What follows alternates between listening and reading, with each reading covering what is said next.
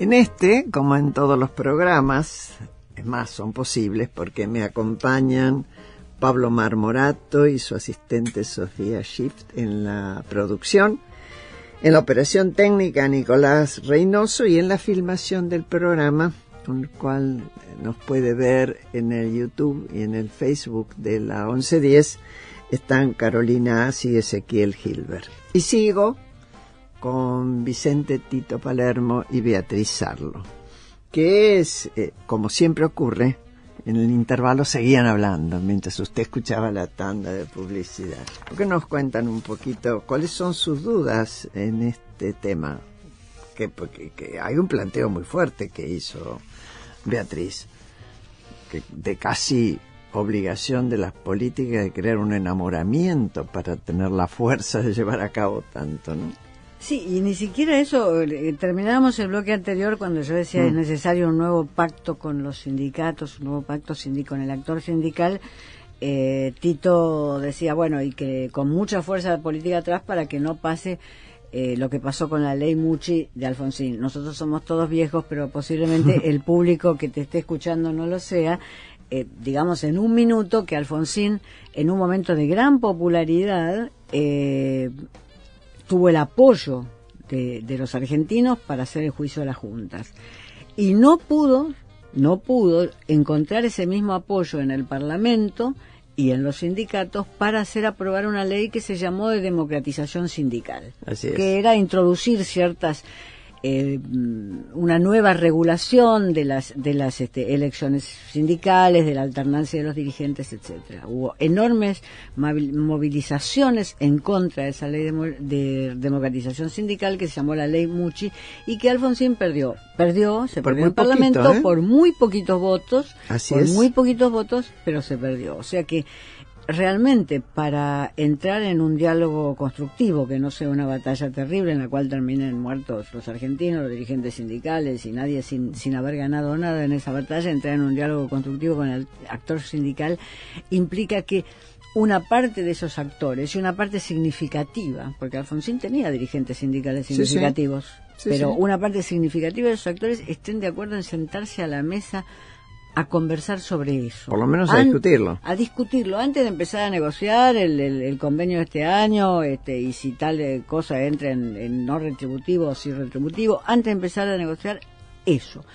A negociar algunos puntos fundamentales, es decir, cuál es la modalidad en que se agregan empleados a lo que yo llamo con mayúsculas y gran respeto una burocracia de Estado. Cómo llega a formarse una burocracia de Estado y cuáles son las exigencias que la población y los gobiernos tienen que tener respecto de esa burocracia de Estado. O sea, negociar desde las cuestiones más básicas, cómo se entra a ser parte de la burocracia de Estado.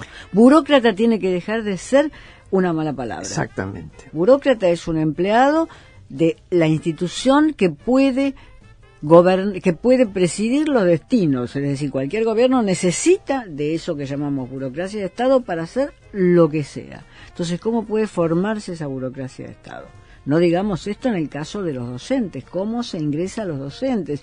Tenemos que ver los modelos de diferentes países, cómo es la formación docente, desde los finlandeses a los coreanos, a la famosa formación docente de los franceses y la forma en que los docentes se agregan al aparato del Estado después de pruebas dificilísimas, no solamente con un título, sino después de pruebas dificilísimas. Tenemos que empezar a discutir eso.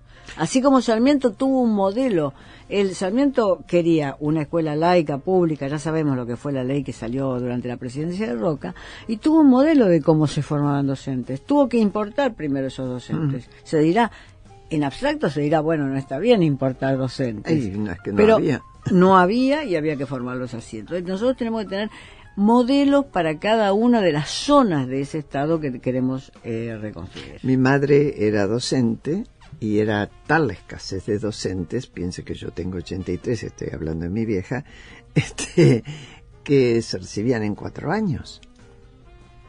Después se agregaron años y sigue siendo todavía a mi gusto deficitario y mucho más en el mundo que se nos viene, que sea un estudio secundario prácticamente. Seguro. Debería ser mucho más. Hay 2 palabras, Tito, que menciona Beatriz y ella misma destaca, una es burocracia y la otra es negociar, que tienen contenidos para los argentinos, no tengo claro por qué, o sí, puedo pensarlo, como contenidos peyorativos, como si estuviera mal que en la institucionalidad se tuviera burocracia y que en la política se negociara. Sí, en realidad un poco son malas palabras, ¿no? Para la cultura política argentina. Lo de burocracia se entiende bien porque la gente tiene una idea lamentablemente no correcta, pero sí próxima a lo correcto de que la burocracia es deficiente, etcétera, etcétera. Es retardataria de los trámites. Sí, digamos. Me acuerdo que Quino, por ejemplo, una vez le regala una tortuguita a Mafalda y la bautiza burocracia. Burocracia. Ahora, yo creo que eso se puede, a mí me parece que eso se puede revertir. Es decir, creo que forma parte de una agenda posible. Yo comentaba al principio que me parecía que la cosa va a ir sí o sí por ahí, es decir, a lo que es pensar un modelo de Estado y de relación Estado y Estado-sociedad muy diferente, ¿no? Donde haya una articulación que no sea sofocante para ninguna de las dos de las dos partes, y que me parece que en ese sentido el tema de pensar la burocracia es básico, digamos. O sea, me parece que la connotación de la palabra puede cambiar, ¿no? Yo no en determinado momento la democracia tenía una connotación muy negativa, así que me parece que en los 70 era claro, pequeña burguesa. Y la experiencia estruendosa de fracaso de estas modalidades de acción estatal me parece que pueden ayudar a cambiarla, ¿no? Y después la otra negociación, yo sería más crítico en relación a la sociedad, porque si bien, uno puede decir, no, bueno, pero yo estoy hablando de negociaciones espurias, no, es decir, acá negociar está mal, digamos. Después voy y negocio todo lo que sea, digamos, ¿no? O sea, bueno, para el gobierno, no vamos a negociar con los fondos buitres, después negocian todo, ¿no? Absolutamente todo, pero me parece que en general hay una cultura de intransigencia que tiene que ver con una serie de experiencias históricas que sedimentó en una mala connotación de la palabra negociación. Entonces es fácil ponerse en el duro, en el lugar crítico. De la crítico, pero digo, es fácil ponerse en el lugar de la no negociación, porque no va a ser sancionado. Aquel que se ponga en ese lugar no va a ser sancionado por aparece como intransigente y es como valioso. Claro. Sí, claro. Lamentablemente. Sí. Lamentablemente, ¿no? Sí, Beatriz. No, yo quería marcar un cuarto punto que me parece que tendríamos que considerar considerando el Estado, que es una rediscusión. También todos tenemos que rediscutirlo, vamos a estar acá hasta la época de, no sé. En este programa no puedo. No, acá no, antes. Pero quiero decir, ya sé que parece que todos los problemas se abren, pero yo diría una rediscusión de la concepción del federalismo y de la descentralización. Sí. Desde la dictadura militar estamos viviendo experiencias de descentralización y yo diría que si examinamos algunas de ellas han sido nefastas. Totalmente. La de la educación ha sido nefasta. Salud, en la misma época. En la misma época. Sí. Y no fueron de Menem. Comenzaron con la dictadura. Y en muchos casos algunas organizaciones y algunos intelectuales, incluso algunos partidos, después de la dictadura naturalmente, tomaron la bandera de la descentralización como una bandera progresista.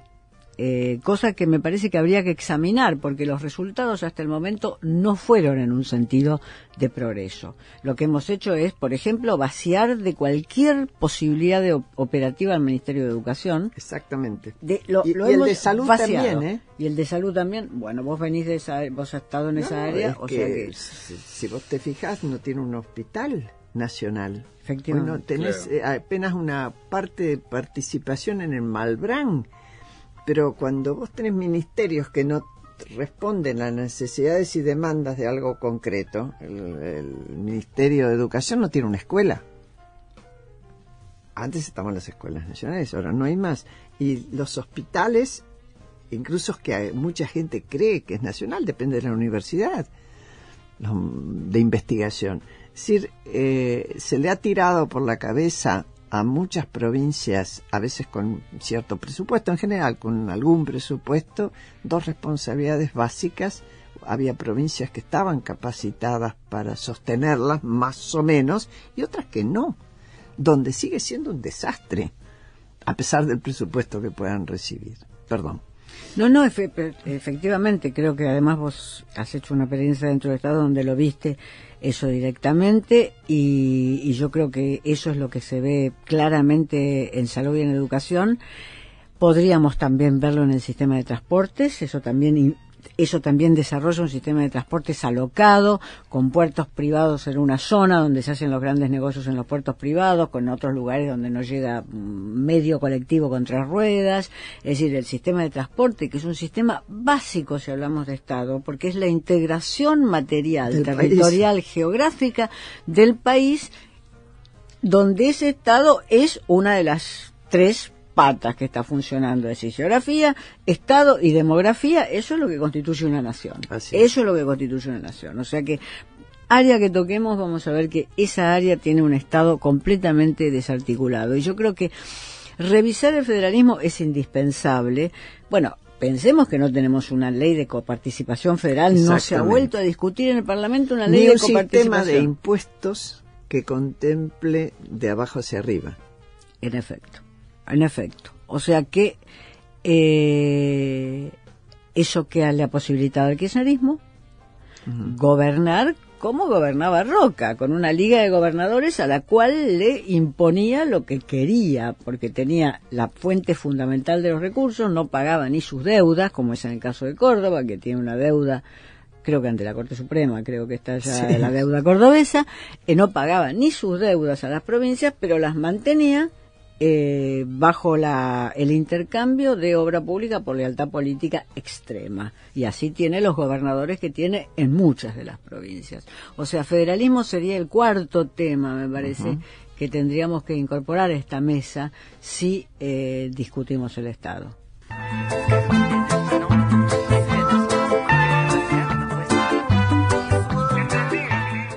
Bueno, lo que escuchamos es Mr. Bobby de Manu Chao. Y seguimos, bueno, Tito se ríe. Seguimos con Beatriz Arlo y Vicente Tito Palermo.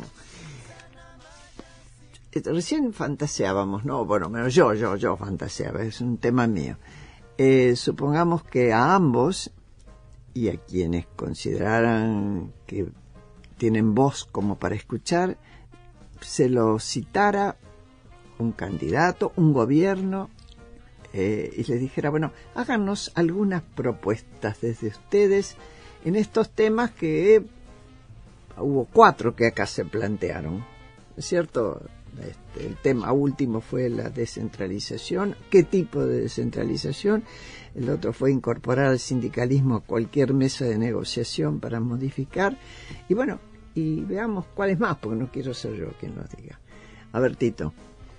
Bueno, yo me voy a escapar elegantemente por la tangente, porque... Mira que te hago un tackle enseguida. Volvamos un segundito al tema de Alfonsín. Dale. Me gustaría. Si uno lo ve muy desapasionadamente y se olvida de cosas que funcionaron, que no funcionaron, que la economía, todo, ¿no? Yo lo que podría decir es básicamente, esencialmente, Alfonsín construyó instituciones, reconstruyó instituciones, porque no es cierto que la democracia estaba ahí de fierro, digamos, ya establecida como aparato, como conjunto, un régimen institucional, y entonces había simplemente que desenvolverse en ella.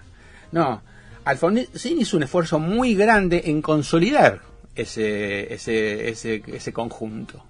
¿no? Entonces, si él podría haber apostado, se podría haber equivocado y podría haber apostado, tomado otras decisiones que no hubiesen consolidado las instituciones, y hubiese sido, no sé qué habría pasado, pero hubiese sido una situación mucho peor, mucho más tormentosa. Más caótica. Más caótica. Entonces, si a mí me tocase asesorar a un presidente que me llama y me dice, bueno, Palermo, dígame qué es lo que en mi lugar usted haría.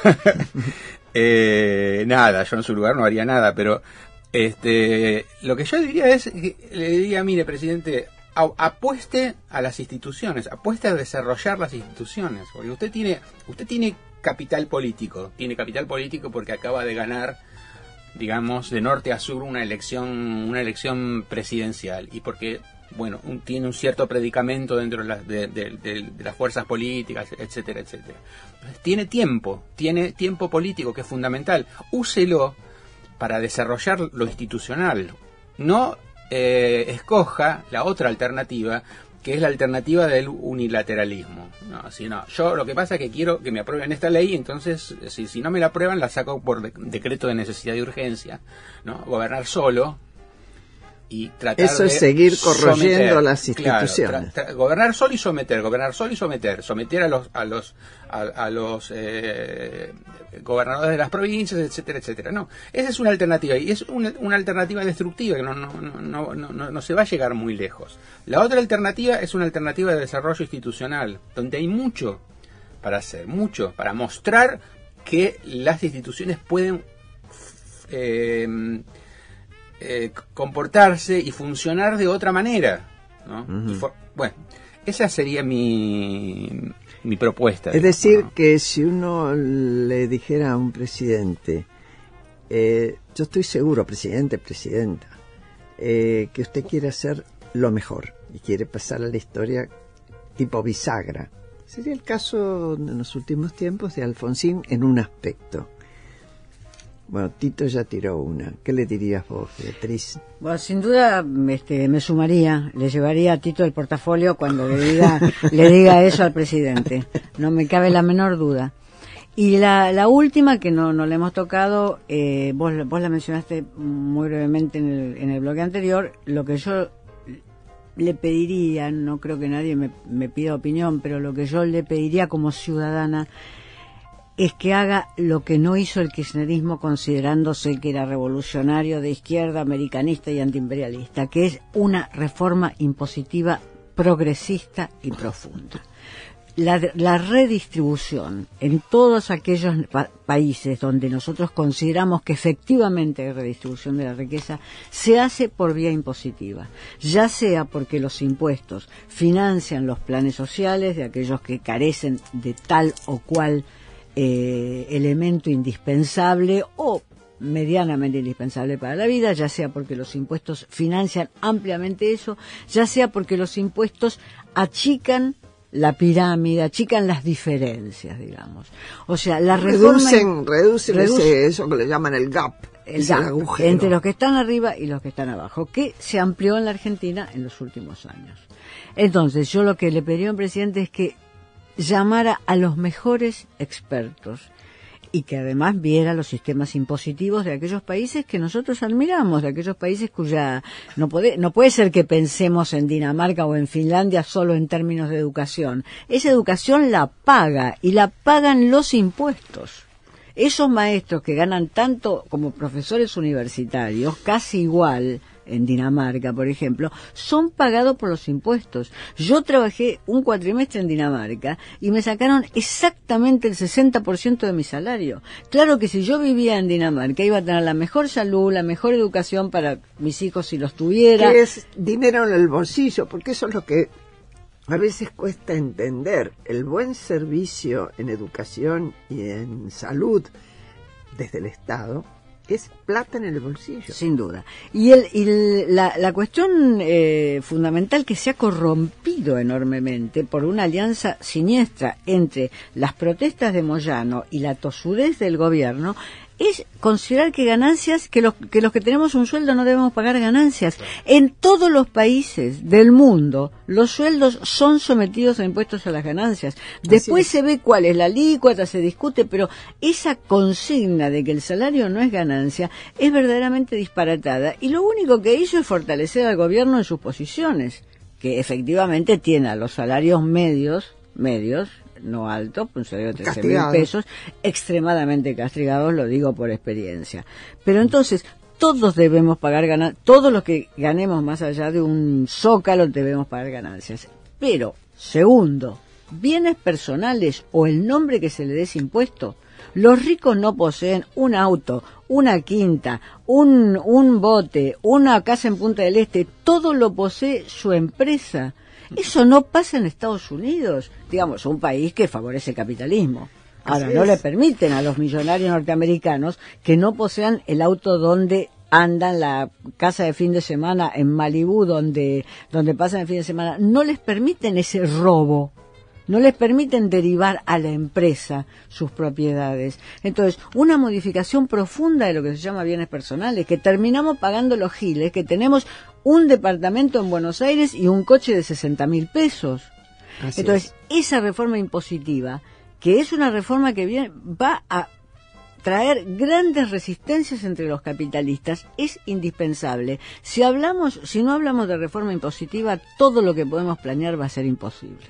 Bueno, una de las pruebas de las resistencias y las propagandas es el tema que vos citaste del impuesto a las ganancias, como desde determinados lugares, donde seguramente los sueldos son holgados, es donde más crítica se le hace al pago de ganancias sobre los sueldos. Que él, como yo estoy totalmente de acuerdo con vos, es ganancia de un sueldo. Legítima, pero bueno, hay que pagar. También es verdad que lo que te van a decir es que, fíjense cuánto gasto yo en medicina privada, cuánto gasto yo en la educación privada para mis hijos, etcétera, etcétera. Las respuestas tienen que ir a todo eso, me parece a mí, ¿no es cierto? Sin duda. Pero yo creo cuánto gasta usted, señor, en sus vacaciones de Miami. Porque yo no soy de las personas que dice que la Dirección General Impositiva y la AFIP no pueden mirar los gastos de los ciudadanos. Eso no es entrar en la intimidad de los ciudadanos. En Estados Unidos, si uno declara que gana 100.000 y gasta por 105.000, seguro que tiene... Alguien le va a preguntar. Pero absolutamente cualquiera de nosotros que ha trabajado en Estados Unidos sabe que eso funciona así. Y Estados Unidos es la meca del capitalismo. Bueno, yo les agradezco muchísimo como candidato, como presidenta, lo que sea, los consejos que me han dado. Les prometo que Graciela. ¿Cuántos años que venimos esperando? Bueno, ya me jubilé incluso. Bueno, muchas gracias. Y a ustedes que nos están escuchando y que seguramente estuvieron muy interesados, les recuerdo que si quiere comunicarse con nosotros puede escribirnos a porqueprograma@gmail.com. Puede vernos en el YouTube de la radio 1110, en el Facebook también. Acuérdese que es en letras 1110. Y yo me despido de ustedes hasta el próximo domingo a las 14, acá en la 1110, en este programa que se llama ¿Por qué? Y sigan en la 1110 con La Vuelta al Dial en 80 Mundos. Once in a lullaby.